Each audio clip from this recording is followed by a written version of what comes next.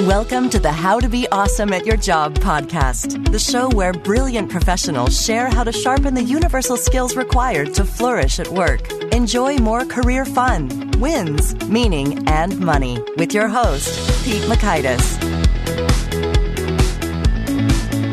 Hello, and thanks so much for joining us here for episode 289 with Cassandra Frangos. Cassandra is laying out what it takes to become a chief something officer and how to develop the support you need along the way to make it happen. So you'll learn 1, when to follow and when to disrupt company culture.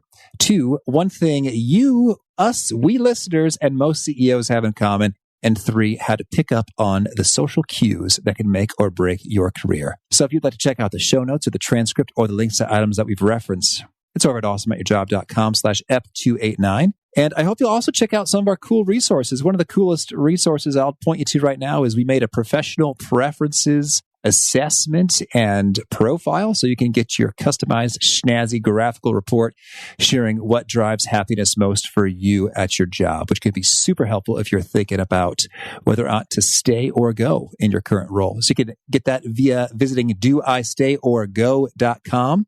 or doistayorgo, depending on how you segment words when you have multiple words put together. doistayorgo.com/doistayorgo. That's silly. Okay. Anyway, here is the story from Cassandra. Cassandra Frangos is an educational doctorate who is a consultant on Spencer Stuart's Leadership Advisory Services team. She collaborates with Fortune 500 leadership teams on executive assessments, succession planning, leadership development, and top team effectiveness. Previously, she was the head of the global executive talent practice at Cisco, where she's responsible for accelerating the readiness of the talent at all levels of the organization to transform the business and culture. Through partnerships with the executive team, she deployed innovative approaches to organization design, succession planning, assessment, coaching, and development programs to drive business results and innovation. She also played an integral role in the 2015 succession planning for Cisco's CEO, one of the most respected and longest tenured CEOs in the tech industry. Big thanks to Cassandra for sharing her wisdom with us, and big thanks to our sponsors. Check them out. One sponsor to check out is Harvard Business Review. This brilliant magazine, published at hbr.org, is the leading destination for smart management thinking. Fun fact, HBR has been mentioned in 108 episodes of the show. That's because HBR has great stuff that comes up often. They've got explainer videos, podcasts, real-world case studies, and much more. I think of HBR each night that I put on my special orange glasses. Their article, Will Blue Light Glasses Improve Your Sleep?, revealed that those who wore them reported better sleep and a 7% improvement in work performance as compared to those who wore the sham glasses. So I cite HBR anytime anyone tells me that I look silly wearing them. Now, much of HBR's content is available for free when you sign up at their site. Subscriptions that get you unlimited content cost $10 a month. If you visit hbr.org/subscriptions and enter the promo code AWESOME, you can save 10% off of that subscription. Again, to save 10% off of your HBR subscription, go to www.hbr.org/subscriptions and enter the promo code AWESOME. And big thanks to our sponsor, Acorns. Acorns makes it easy to start automatically saving and investing for your future. You don't need a lot of money or expertise to invest with Acorns. In fact, you can get started with just your spare change. Acorns recommends an expert-built portfolio that fits you and your money goals, then automatically invests your money for you. NerdWallet.com, whom I love on these sorts of matters, gives Acorns a whopping 4.7 stars and says, quote, if you want to make the most of your spare change, there's no better place to do that than Acorns. Head to acorns.com/awesome or download the Acorns app to start saving and investing for your future today. And we got a legal disclaimer here. It may not be representative of all clients. Tier 1 compensation provided. Compensation provides an incentive to positively promote Acorns. View important disclosures at acorns.com/awesome. Investing involves risk, including the loss of principal. Please consider your objectives, risk tolerance, and Acorns' fees before investing. Acorns Advisors LLC, Acorns, is an SEC-registered investment advisor. Brokerage services are provided to clients of Acorns by Acorns Securities LLC, member FINRA/SIPC. For more information, visit acorns.com. Here is Cassandra. Cassandra, thanks so much for joining us here on the How to Be Awesome at Your Job podcast. Thank you for having me. Well, I'm a little bit interested to hear your story, how you made the leap from being a vice president of global executive talent at Cisco over now to your current role. Yeah, so it's actually a funny story where I actually worked with Spencer Stuart at Cisco. I worked on our CEO succession and C-suite succession, and Cisco was really just, I think, a great company that was able to partner with many firms. And in my role of executive talent, I did a lot of executive assessment and succession myself with my team. But when it came time for CEO succession, I really wanted an external partner.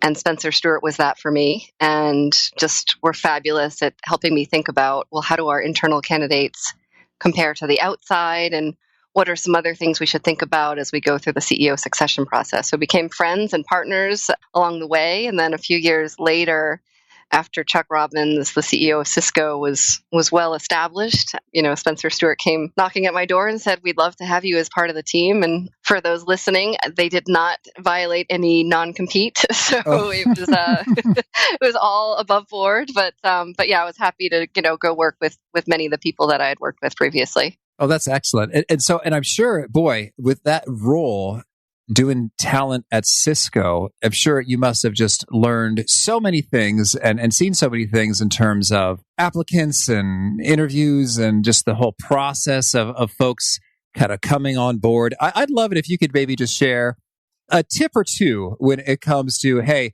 as someone who's done a whole lot of hiring and supervising of hiring, here's some do's and don'ts. Yeah, I think part of it is there's so many ways that people look at you in terms of your brand internally and externally. And people have ways of being a few degrees of separation. So, sometimes you think, oh, they haven't called my direct boss, but actually someone has called your direct report from a few jobs ago to find out who you are as a leader. So I think the world is hyper connected, and just know that don't burn any bridges as you go along in your career, because that is so important. And as I was, in the role of talent, that was always a key part, is what's this person's brand and what would they bring to a company like Cisco? And then even as they were looking at internal jobs in Cisco, what was their brand in terms of the last team they worked with, or what were they like as a young manager, and what would they be like as an executive? So there's always interconnectedness there. And then always just be mindful of how you treat people. I mean, I think that's always something where, how did you treat the person who actually walked you into your interview, or the admin who was helping you get everything scheduled? How you treat those people is actually even more important as you think about even marketing yourself for a new job. Absolutely. And I'd like to follow up on your point about not burning bridges there. In putting together this course about changing jobs and whether or not you should stay or go, it's been interesting how a lot of listeners have said, they're really scared to burn bridges, and maybe they ought not to leave as a result. And so my intuition about this is that there's a good way and a not so good way to leave. And burning bridges specifically refers to kind of leaving people in a tight spot. So any pro tips for exiting gracefully and how to not let that fear stop you from taking a worthy opportunity? Right. That's a good question. So my advice would be, if you're senior and you've got a huge team that you're responsible for, or a large part of a business that you're responsible for, is always be thinking about your own succession. That's one way to not leave a company in the lurch. So many senior executives are constantly thinking about their own succession, so that they're not leaving a company in the lurch. Or even if they move on to a different internal role, there's somebody who is really ready to take over the business or take over the team.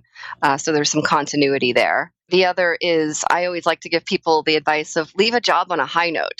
Don't think about leaving the job when you're on a downhill. Think about changing jobs internally or externally when you really feel like you've maxed your potential, everything is running well, and it's a good time to hand off to somebody else. Don't necessarily think about leaving it when it needs a big turnaround or it's a mess, because chances are you're going to need to be fixing it, and it could burn a bridge if you're leaving it in a complete shambles. Oh, well, thank you. That's helpful. And so let's talk about your book here, Crack the C-Suite Code. What's the main idea here? Yeah, so it's actually inspired by a lot of executives or aspiring executives that I've worked with over the years who kept asking me, so how do you get into the C-suite? I mean, it seems like this mystery of a question sometimes, and I felt bad that everybody thought it was such a mystery. So I just wanted to write something that outlined different paths to the C-suite and make it inspirational in the sense that there's many paths, many different ways to get there, and it doesn't have to be just one answer for everybody. It can take many different turns for each person. Okay. Well, share with us, what are some of the main insight takeaways here? Yeah, so there's a few different paths. One that you would probably think of is stay at a company for a really long time and reach the top. There's so many executives who have inspirational stories where they started out on the front line and then reached CEO, or they started out with really not qualified for some of the jobs that they had and they ended up in the C-suite. So tenured path is certainly one that I talk about in the book. The second is, you've reached maybe a peak at your company and you say, I really, really want to make it to the C-suite, but I don't think I'll make it here. And they jump out and actually become part of the C-suite of maybe it's a smaller company or just a different type of company. I see that happen all the time where someone's dream and they can't sleep at night if they're not a chief financial officer or they're not a CEO, and they just won't necessarily make it at their current company. So if they go to a different company or a smaller company, they've reached the top and absolutely love it and enjoy being part of the top. The other path is the founder path, where you've worked maybe at a smaller, larger company, you've had great experience, and you have such a passion for starting your own company. And that's where you take the path of a founder and just really have an idea that you feel passionate about and you really want to make a difference with your own company. That's another path. And then finally, the path that's probably at least likely for you to be able to control it, but leapfrog succession is something that's actually becoming more of a trend, which happened at Cisco, where leapfrog succession is where you were a couple levels below the C-suite and you jumped over a level to get into the C-suite. So for example, Cisco's CEO jumped over a level to become the CEO. And that's becoming more and more common. That is intriguing. And what are the circumstances that make that occur? I think there's a few different ones. One is the company is really ready to embrace a new leader who is a bit more innovative or, even has some new ideas to embrace new technology or take the business in a different direction. It doesn't necessarily mean a full turnaround, but it is someone who has some different ideas and is able to leapfrog the company, if you will, into great success. The other thing is, they have established themselves internally as really being someone who has great followership across the company. So when we announced Cisco's CEO, Chuck Robbins, standing ovation from across the company, people just saw him as a natural fit and somebody who would really take Cisco into the future. So if it's a leapfrog, it does have to be someone who has great followership. Okay, cool. Well, so we have a few pathways there in terms of segmentation and arriving at the C-suite. And I'd like to maybe sort of go back in time a little bit for folks who are not a year or 2 or 3 away from that point just yet. Can you also share within the book, you've got some kind of universal accelerators and derailers that can really make a world of difference when it comes to the rate of progression? Sure. I mean, accelerators can certainly be looking at something that you haven't done before. So if you're a few levels or even several levels below top executive roles, it's taking on the white space or a new assignment, something that you've never done before. It sort of reinvents yourself. You get to know different executives across the company. The other is just collecting experiences. I love this one executive I worked with. He would always describe it as each experience he's collecting little nuggets that help him become even more valuable to the company and his career. So that can often be accelerating. And then the other is really having the right sponsorship internally and externally in the company. So if you're inside a company and you're thinking about making the next step, do you have the right sponsorship of key people who would really say, absolutely promote this person? I would bet my bonus on this person. They will get results. They're the right kind of fit. They're absolutely the right person to accelerate the company or in that particular role. So you do need really good sponsors along the way and people who will really take a risk on you as well, because chances are not everybody's done these jobs several times over. I mean, many CEOs will say, I'm not really qualified to do this job, but somebody is willing to take the risk on them. Intriguing. And do you have any pro tips for how you go about identifying those sponsors and winning them over? Yeah, I think one of it is chemistry. I mean, if you don't have right chemistry with someone, they're not going to sponsor you. So it can start off as a mentoring relationship where you are just asking for advice, and then over time, you build a relationship, and then it really grows into more of a sponsorship where they are willing to say, I'm going to take this person on and make sure they get promoted. So it's being smart of who you're connected with and who you might have chemistry with, because if you don't, then you can't really force it. It's not something that you could just say, Pete, I want you to be my sponsor. It's not going to happen if we don't have a relationship or there hasn't been some way where we've been successful together. So I think that's important as you think about sponsorship. Okay. Well, how about the flip side of this, the derailers? Yeah, so this one is fun, where if you think about... It doesn't sound fun, Cassandra. Yeah, I mean, this is a question that I asked many senior executives, and I said, all right, what's been something that you've seen derail other executives? And they said, too big of an ego. And you just hear the funniest stories of the way this plays out.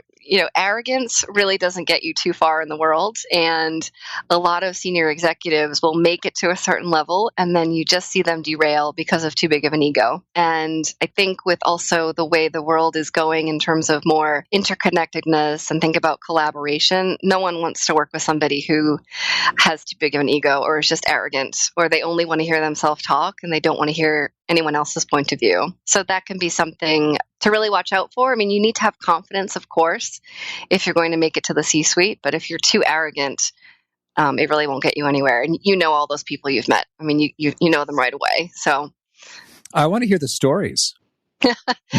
Yeah, yeah. I'll tell you one. But one was where it was an executive who constantly got feedback that he would not listen to anyone's point of view. So he'd be in meetings and he would interrupt you every 2 minutes. Doesn't matter who it was that would interrupt them. Could be a brilliant engineer that really had a great point. Just kept interrupting, wouldn't listen to anyone's point of view. Everyone left the meeting deflated. And then if they received feedback or, we might need to move the product a different way, or we might need to think about this differently, just said, no, I'm right. I know I'm right. I've always been right. And thanks for the opinion. Okay. Noted. Don't do that. Thank you. Well, and I want to also dig into your take on, you say a lot of times when there is a failure of leadership, it is largely due to a cultural misfit. And sometimes I wonder if when I hear fit, if it's just a euphemism for something else entirely. Like, I'm not going to tell you that this person's a jerk, or we hated him, or he completely failed to deliver all the things that we wanted, him or her to deliver upon. But I think other times there's something that's really true in terms of cultural fit, whereas this person is A, the culture is more so B, and it's not a fit. So could you just really, lay that out in terms of several examples for what shows up as, oh, hey, these things fit or these things don't fit? Yeah, I mean, I think it's looking at what kind of environment people can flourish in. So we've all met someone who would probably be great in a very structured banking culture, and they just would really flourish in the way of having procedures, policies, doing the same thing very reliably, and would just get really excited about doing that every single day. On the flip side, you can think about someone who would probably absolutely love to work for Apple, would love the innovation, love different ways of creating new products, and they're probably willing to take some risk. Maybe it's a little bit more agile. So you can think about two different spectrums, and you can even think about yourself as to where you would fit most readily inside a culture. And you can really feel it because you can get a sense of, I'd really be excited to work here, or, I think this would stifle me, and I don't think this would be the best culture for me. So I think it can go different ways, where certainly people can use culture as an excuse to, this person just didn't work out, or they really do breed the culture. You can also think about, I live in Boston and around great universities, and, there's always this debate of what's the difference between Harvard and MIT. And I have actually a friend who's a professor at each. And the MIT professor is really entrepreneurial, loves to do things different ways, tries different things in the classroom. And then Harvard Business School is really grounded in case study method. So this professor that I'm friends with, he is very reliable in the way that he teaches because it's through the case study method. And that's how he was taught, and that's how he knows how to teach.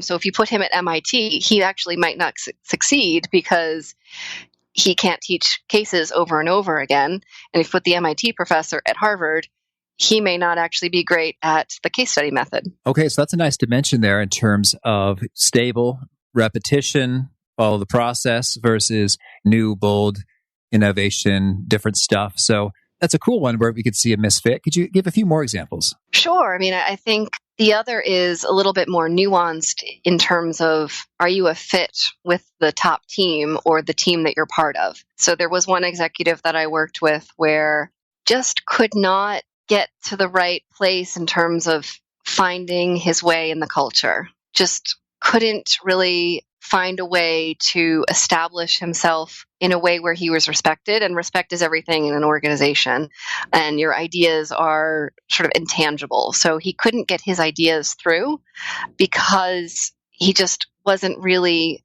catching some of the subtle cues in the culture. And it was just a shame because he was brilliant, but without having that acceptance on the team, or the team saying, hey, let me help you learn this culture. It's pretty complex and I want to help you succeed. So that can be just something really subtle where someone can be not successful. And what are some of those cues that one might miss? I think it's how do people communicate? So if you're a person who tends to just love to communicate by email and actually not walk down the hall, that can be a cue that you'd miss, where you're actually, if you observed a little bit, you'd see actually everybody's buzzing around the hallways and they love to say, hey, let me catch you for 2 minutes to run this idea by you. Instead, you're just kind of doing it all by email and you're wondering why you're not getting anywhere. So that could be a cue. The other is it's a highly social environment. So the way you can get work done is actually by building strong relationships. And not that you have to go to dinner with them every night, but it's that you actually do show an interest in them personally and you want to really understand them and build the relationship so you can get work done. If you're missing that cue and actually just jump to, all right, here's the agenda, here's what we need to get through, how are you going to help me get this done? Probably they're not going to help you because you didn't build the relationship with them. And I'm curious now, do you see it in the reverse in terms of we are a very task-oriented kind of a culture, and your attempt to build a relationship with me is unwelcome and a waste of time? Absolutely. Yes, absolutely. Right. I've seen that many times over. Yes. Okay. Understood. Well, I like these dimensions because it makes it all the more real and tangible for me. So, all right, we got innovation versus stable. Is it kind of more email versus walk there face to face? Is it more kind of task oriented versus relationship oriented? What are a few more distinctions? Yeah, I think the other is how hierarchical is it? Some organizations really rely on the org structure and you must go to this person and then that person and follow somewhat of an order or hierarchy. Other organizations are really, hey, it doesn't matter, go to the best person who has the answer, or just find your way through to the right set of people who will help you. So that can depend, where I have seen some stumble where, you actually didn't follow the hierarchy and now you've gone sort of several levels that didn't make sense and you've actually caused some conflict just because you didn't observe how some of the hierarchy and order worked.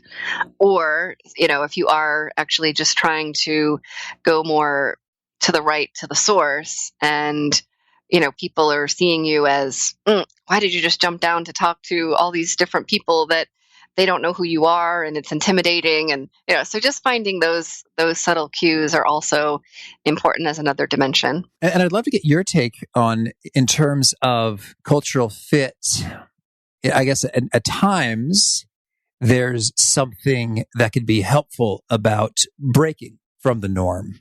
And so, what's your thought on when is it optimal to zag as opposed to toe the line? Yeah, sometimes you've been hired actually to zag outside of the line. So sometimes I've seen people who've been hired where it's, you are actually hired to be disruptive and I don't want you to listen to, well, this is the way we've always done it. That's often an annoying line for many people. So they might actually have an explicit charter. And if they communicate that that's their charter and they are looking for new and different ways to accomplish something or a new way of doing business, it can often be, I think, a great accelerator for a business. It can be a lot more challenging if you have a culture where they love to say, we've always done it this way for 50 years. So who are you coming in and telling me to do this different?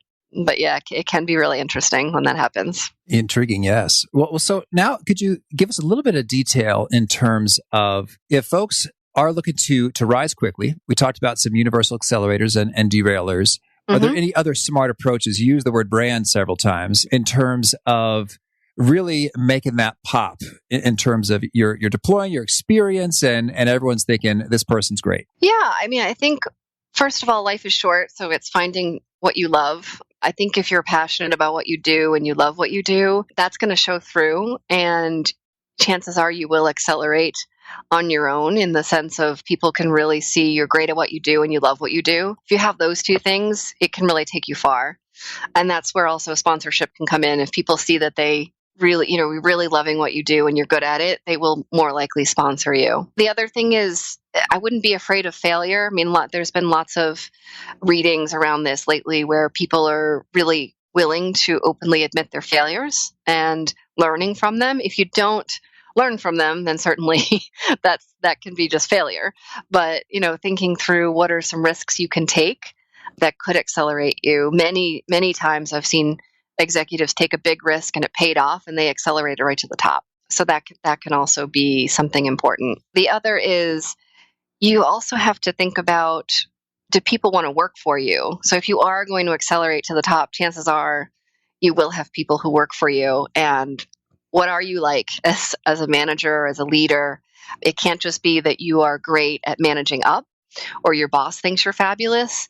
It's now more important to think through, what do your direct reports think? What do your peers think in terms of your effectiveness? And what do your leaders think about you in terms of your effectiveness? So it's having that 360-degree relationships, but also followership and having the impact you need on all of those different stakeholders. Okay, good. Thank you. Well, I'd also love to make sure, while I've got you, to get a little bit of the insider perspective. If you've got some tactics or tips, tricks, or stories from many of the executives that you've gotten to interact with personally, what are some insider goodies that anyone who wants to be awesome at their job should know? Yeah, I think it's certainly thinking about your career and your profession as a way where you're almost putting the company interest first as well, where it's not about you. I think that's where the ego part came in, where we were talking about before. So if you're out for yourself, people will see right through it. If you are out for creating impact for your company and the profession or whatever it might be that you're part of, I think that is often something that differentiates many leaders. Also, I can't emphasize this enough, being willing to listen and really being a sponge for learning and really thinking through, what did this person just say, so that I can really think through how I can act on it or make a difference based on what I'm learning and seeing. So, many CEOs will say they're lifelong learners because they're always listening, they're always curious, they're always thinking about some of the signals they're seeing from customers, from the market, from employees. So I think listening and being curious and learning all the time is something important. The other I would say is reinvention. Reinventing yourself always is something that will take you, I think, very far. John Chambers, who I used to work for at Cisco, who is one of the greatest CEOs in the tech industry and also a wonderful person, he'll say that he reinvented himself every 3 years. And it was something that always accelerated his career because he never wanted to be stuck in old business models or old ways of thinking. He had to keep reinventing and keep being fresh and keep learning and always thinking about all the different senses and all the different pieces that would help him reinvent himself. Oh, thank you. Now, on that listening point, I'd love to get your take on how would you paint a picture for what outstanding, world-class, masterful listening, looks, sounds, feels like, versus kind of run-of-the-mill or what passes for listening in daily interactions? Yeah. So I think wonderful listening is you really are listening with all senses. That's why many people study body language, because what people actually do when they're watching body language and they think about, well, how did my words or how did they have impact on me, and how did that make that person feel? I think that's a really important way of listening, is really looking at someone's body language. Also, just intently really hearing them, and pauses are okay. I think people are so afraid of pauses where you really are just taking it in, what they just said, and you're soaking it up. And sometimes taking notes by hand. We often all now take notes by a computer or our iPhones, and actually taking notes, pen and paper, or your iPad pencil. You often can remember what somebody said a whole lot more by actually writing it down. And then also just being aware of subtle cues and the tone.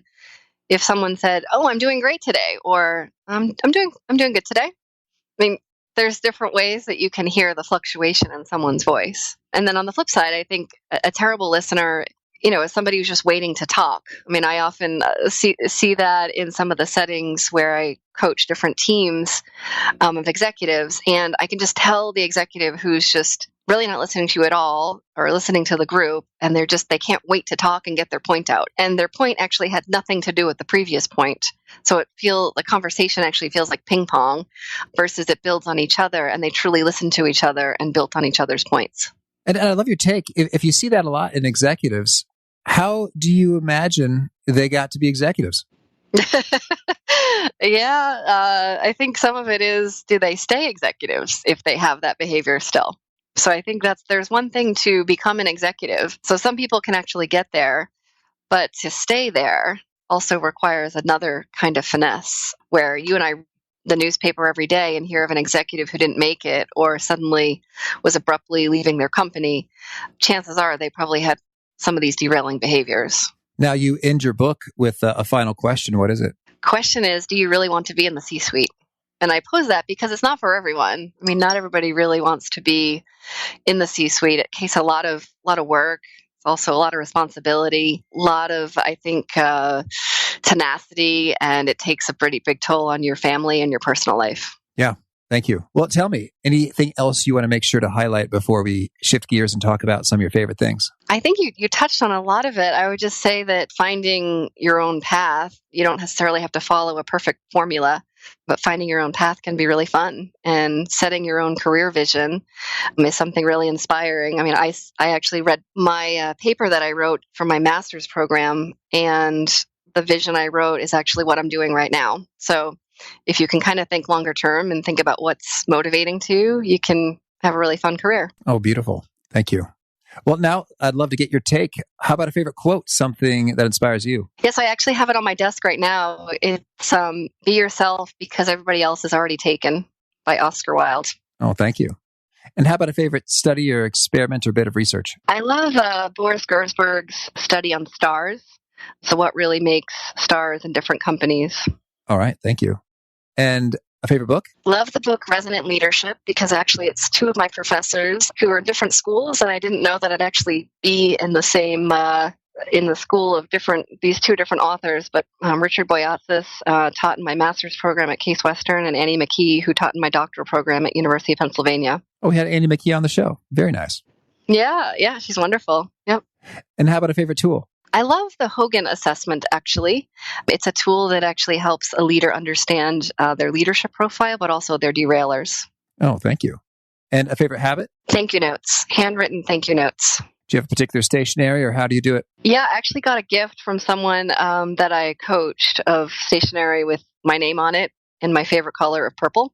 And so I love just writing, whether someone did something small or big for you, just writing something personal to them. Because you can do an email that's too fast, it's too quick, it's actually not that special anymore. So handwriting it and getting something in the mail is pretty special. Yes. And is there a particular nugget you share that really seems to connect and resonate with folks? You hear them quote it back to you. I think actually relates to my favorite quote of really being yourself. I think that often resonates with people, where I just often say, this doesn't sound like you. Are you trying to do this because you think you should do it? Or do you really believe you should do it? So I do hear people thanking me for that. Often they'll say, you know what, I was myself and it paid off. And I'm really happy that I wasn't trying to do something that I wasn't comfortable with. And if folks want to learn more, get in touch with you, where would you point them? LinkedIn. I'm on LinkedIn all the time. I'm posting different things, but my personal email is on there, or you can just write to me directly from LinkedIn. All right. And do you have a final challenge or call to action for those seeking to be awesome at their jobs? I would think about how to reinvent yourself. Back to the John Chambers piece, where just what are some of the ways you're going to reinvent yourself, either small or big, to make sure you can really truly succeed. All right. Well, Cassandra, thank you for the book and for this conversation and demystifying this stuff. It's been a lot of fun, and I wish you all the best. Well, thank you. Same to you.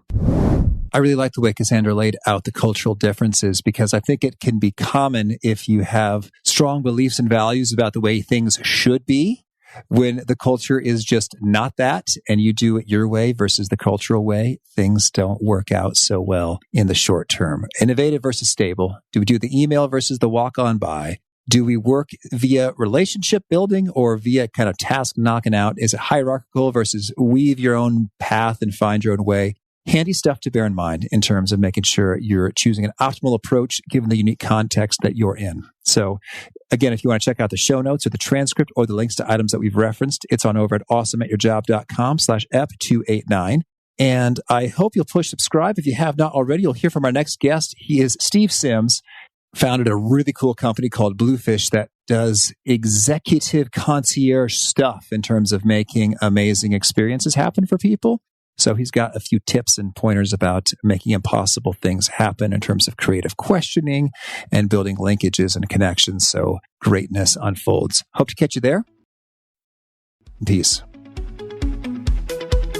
Thanks for joining us for today's episode. To get the most out of this conversation, visit awesomeatyourjob.com to find today's show notes, transcript, and infographic summary cheat sheet. For more entertaining professional skill sharpening, be sure to subscribe to catch the next episode of How to Be Awesome at Your Job.